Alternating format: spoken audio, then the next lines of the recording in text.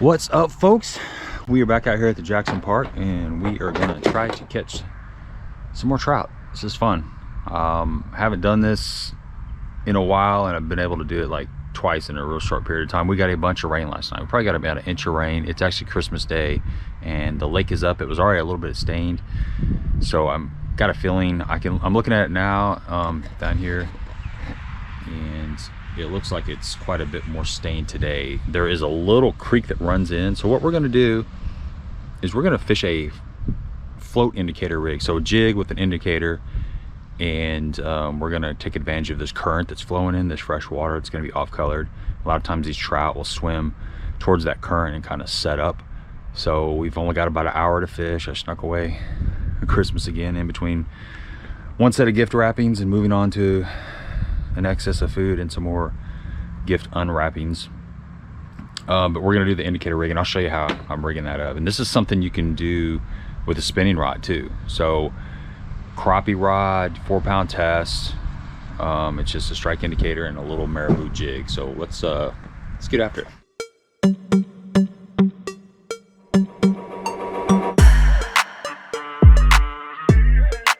All right, let's rig this sucker up. Man, the sun's coming out. Got a little bit of breeze, and it's like 62, 63, 64 degrees. It's phenomenal weather for almost the end of September coming into January. And I know you guys are like, this is a bass fishing channel, man. You're supposed to show stuff about bass fishing. But there are a lot of opportunities to catch fish other than bass, and I like to catch them all. I mean, I'm a big fan of catching crappie. Trout has been one of my favorite fish to catch. Bass is number one for sure, but you can throw catfish in the mix. So what we've got here is, these are called strike indicators. Bobbers, floats, but in the fly fishing world, these are strike indicators. So if you're fishing spinning rod, you may want to purchase some of these that have the little weight on the bottom. See how these got a little bit of strip of lead on them? That just helps you cast a little bit further. Come in different sizes. You know, they got this kind of cigar shaped, and then you got the traditional round bobber style. But these will work for sure. But I'm able to cast something even lighter on the fly rod, so I'm just using these. They're weightless strike indicators. They got a little slit in the side of them. You run your line down, and this is shrink wrap tubing. It's like some stretchy tubing, and you just twist it a couple times, and it like captures the line in between there so it doesn't slide up and down. And what we're going to be throwing today is a little marabou jig. This is a 1/64th ounce. Let me see here. This is my little tackle bag. You just keep it simple, man, when you do this. You don't have to take a whole bunch of crap. Got clippers here, hemos, a little bit of leader material in here, and here's my little fly box. So here's a little jig right here. Let's see if I can pull this out. Actually, we're just gonna get a fresh one. There we go. Now these are all woolly boogers. Let's get it out here in the sun so we can see what we got here. There we go. A ton of these little marabou jigs. These are, like I said, I think these are 64th ounce. This black and chartreuse is a really good color. In overcast conditions and stained water. We're going to start with that, and we may move to, you know, you've got some olive and white. Normally, you know, I'm only going through a couple colors. I'm going with straight black, black and chartreuse, an olive, or a white, and that will usually, one of those is really going to work. Like, these are three really good colors right here. But we're going to take this 64th ounce marabou jig. You can get these at a lot of places. I mean, these are just Bass Pro Shops brand. They're cheap. You know, they're tied in wherever. And what I'm gonna do, you got a lot of marabou there. I will pinch that down. I'm gonna pinch this all the way down to the bend of the hook, throwing this on basically like 4.5 pound fluorocarbon. So, you know, anything around 4, you might be able to get by a 6-pound test. If your lake's not that clear, I could probably get by with 6-pound test because there's some stain. But we're gonna rig this up and see if we can snag a few fish. Like I said, we don't have much time, but I did manage to sneak away for a little bit and hopefully get our line tight.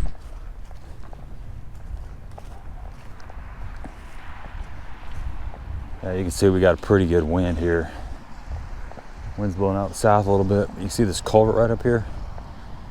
This culvert runs underneath the highway, and there's a creek that runs in right here. So got a little bit of current here. I mean, the wind's blowing against the current, but we're gonna start right here.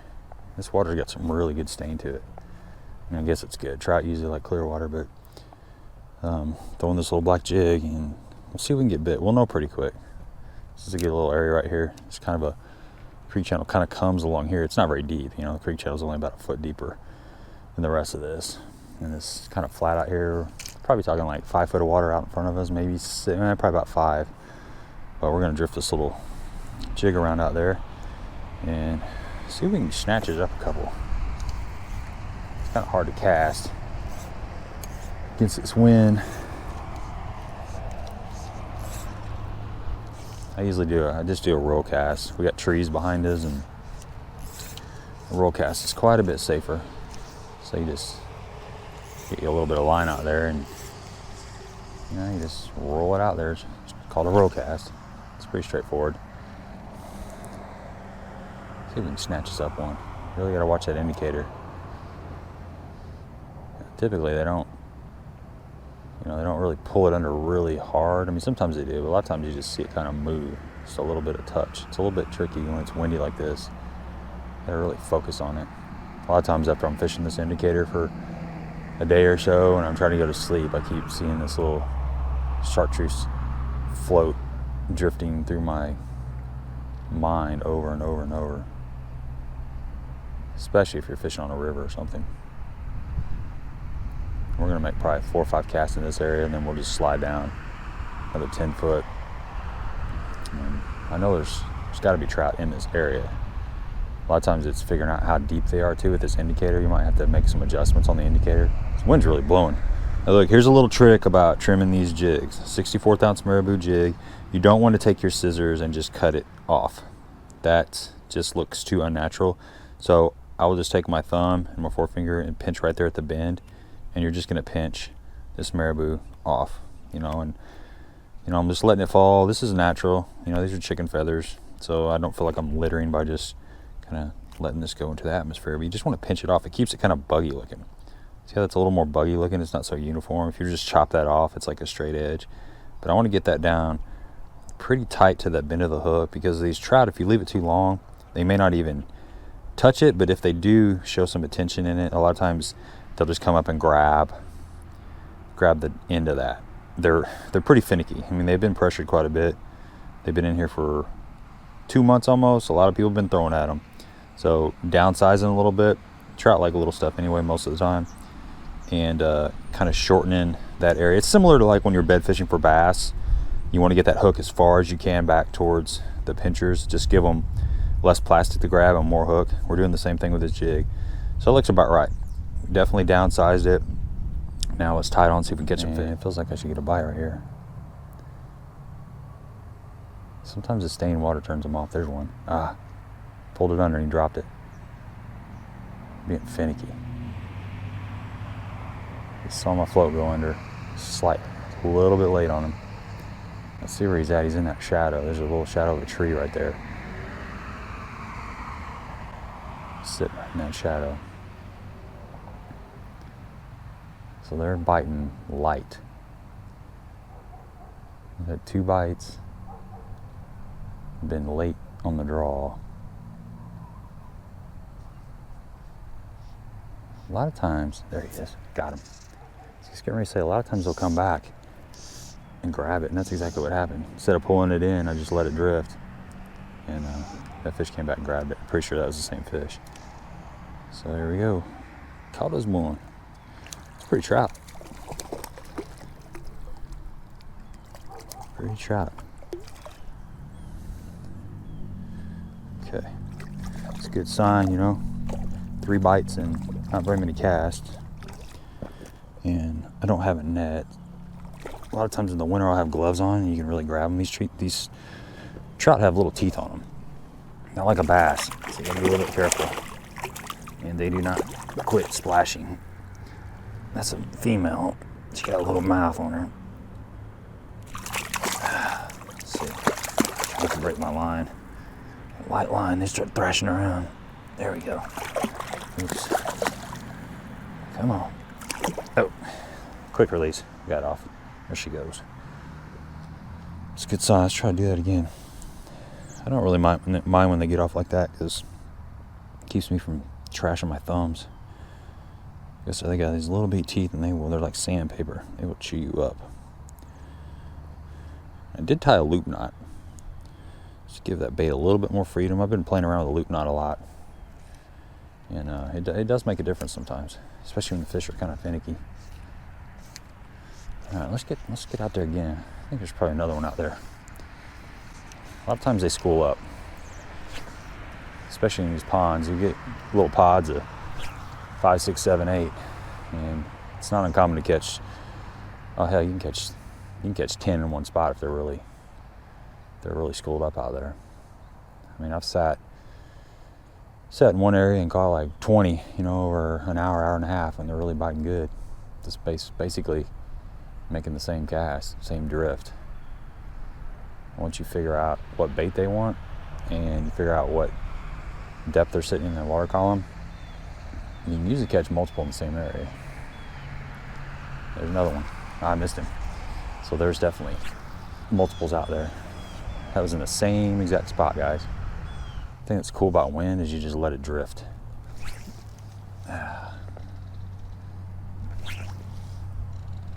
It's hard to roll cast against the wind. That wind imparts all the action. If it's really slick, you have to, let your bait drift a little bit on that flow, but then you want to twitch it every once in a while. But with the wind, you're just trying to keep drag out of your line and just let it drift.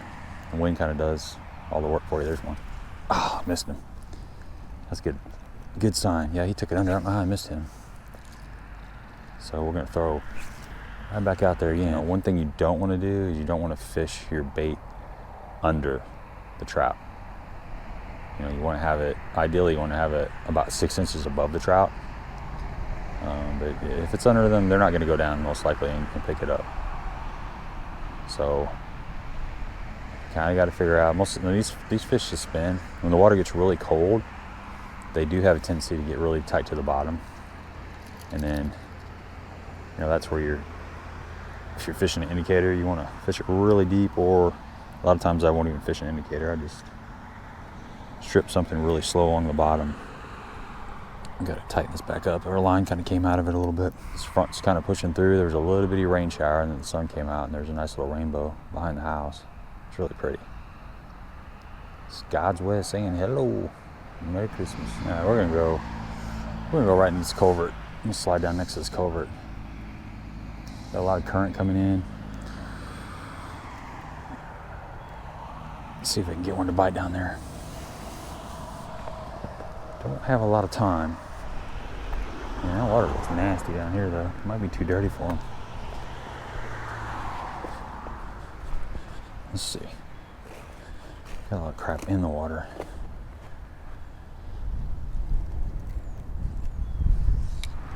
Let's see what happens. It's stinky down here. Yeah, there's something biting. I had 2 bites right in a row.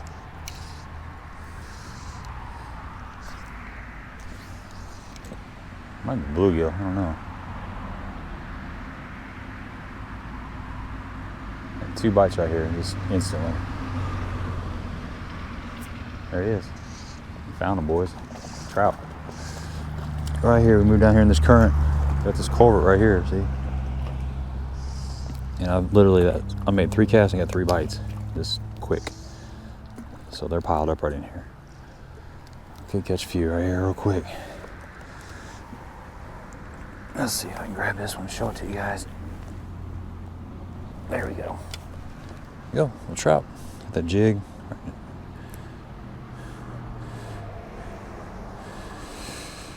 Come on, baby. The longer you hold these things, the more dangerous it is. There you go. Well, he just messed all my stuff up. But I'm happy to have him. It's fun to catch him. It's gonna take me an hour to get this thing straightened out. Missed him. There's a guy walking down the trail. I looked at the guy. Yeah, 2 bites in a row right there. There's definitely a little group of them right there. Another one. Got him. Little guy. That's probably why these fish are really little. Now, if we keep him from tearing up our line, we'll be fine.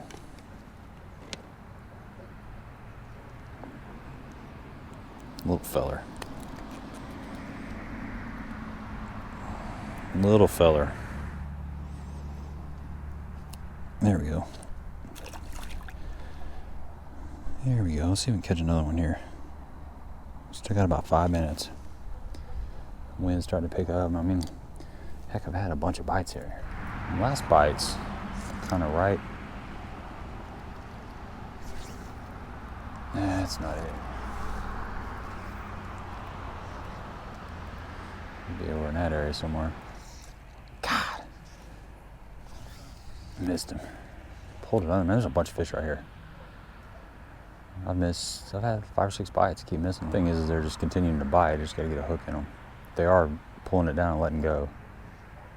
There's a lot of debris right here. Seem to be just kind of right in that area right there. There's another one. Pulled it down and let it go. They're not really just swimming off with it. They're just tapping it. Oh, got him. God, that was a good one. It's a good fish, guys. It's a good fish. It's a bad hook set. Kind of hooked it set to the side. Nope. Touched it. Got him. Got him. Just gotta let him eat it a little bit. Decent fish. Decent fish. There you go. Ah, got off. It's okay. Is that the long distance release? Yeah, exactly. Keeps me from getting my hands all slimy. Hey, it's all right. Yeah, Fun. that's all right. It's a lot more trouble fishing with a fly rod a lot of times, but it's well worth it. What time is it? Oh, missed him. Just reaching for my phone to see what time it is. 2:30. Dang it, I only got like 10 minutes.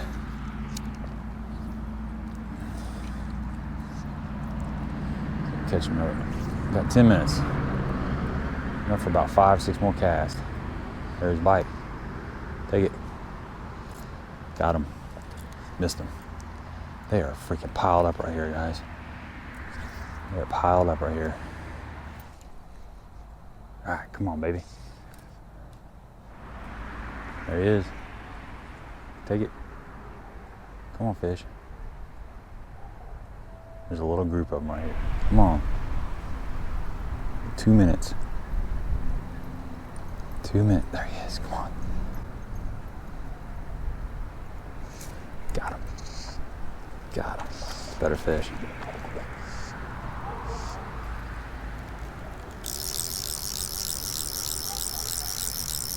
There we go. This little spot's been good, man. Get him in now. Fish are digging. Keep him by these rocks. It's so shallow right here.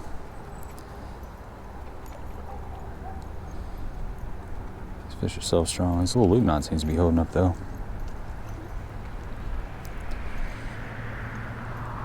Come on, baby. Come on in. Come on, baby. Man, I had fun, guys. Give me a thumbs up if you appreciate the content. And don't forget to subscribe. It's a nice fish. It's a nice fish. Hope I can get him in. You guys can get a look at him. He's over there. Oh yeah, that's a nice one. Good fish. Way to end a Christmas, little short Christmas Day adventure. One of my favorite fish to catch, favorite ways to catch them. Let's see if we can bring that sucker right up in here. That's a good solid fish. Yeah, that's a good solid fish. That fish is just an 18-incher. There we go. There we go, folks.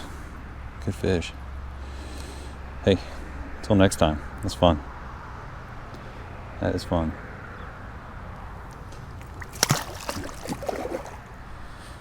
Keep going. That's our rig there. It's a little 64th ounce black and chartreuse marabou jig, a little loop knot.